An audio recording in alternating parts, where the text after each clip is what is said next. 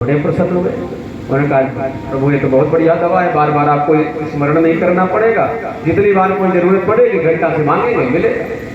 तो जब चलने लगा ब्राह्मण तो भगवान भोलेनाथ ने कहा जरा सुनो तो एक बात और भूल गए, ये घंटा को तुम बजाओगे जो सामग्री तुम्हें मिलेगी इसमें कोई संदेह नहीं है, पर इसकी डबल तुम्हारे बगल वाले को मिलेगी, पड़ोसी को।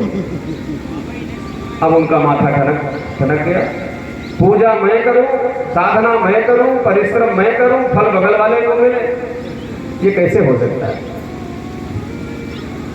उन्होंने कहा ठीक है महाराज, जब आप कहते हैं तो हमें सुनना ही पड़ेगा। वो घंटा लेकर के आए। उन्होंने कहा ये तो मैं होने नहीं दूंगा कि पूजा पाठ मैं करूं, साधना मैं करूं, सारा परिश्रम मेरा और फल बगल वाले को मिले, इससे तो मैं कभी देख नहीं सकता।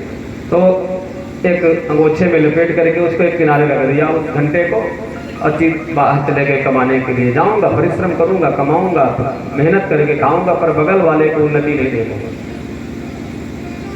बहुत दिनों तक बाहर रहे। एक दिन ब्राह्मणी घर में कुछ झाड़ू पोछा कर रही थी और विचार कर रही थी कि अभी तक ब्राह्मण आए नहीं, हमारे घर में कुछ भोजन को भी नहीं है, कैसी व्यवस्था होगी, अब आगे का कैसे चलेगा, समय बीतेगा।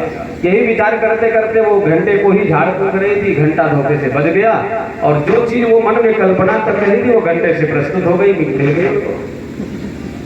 बड़ी प्रसन्न हुई। उसने कहा ये तो बड़ा चमत्कारी घंटा है, आज मैं स्मरण जो चीज कर रही थी वो मुझे मिल गई। तो वो रोज घंटे को अपने मंदिर में रख लिया, उसकी पूजा भी करती और पूजा करने के बाद उसे बजाती, जो चीज लेनी होती वो मिलती। तो वैभव इकट्ठा होने लगा।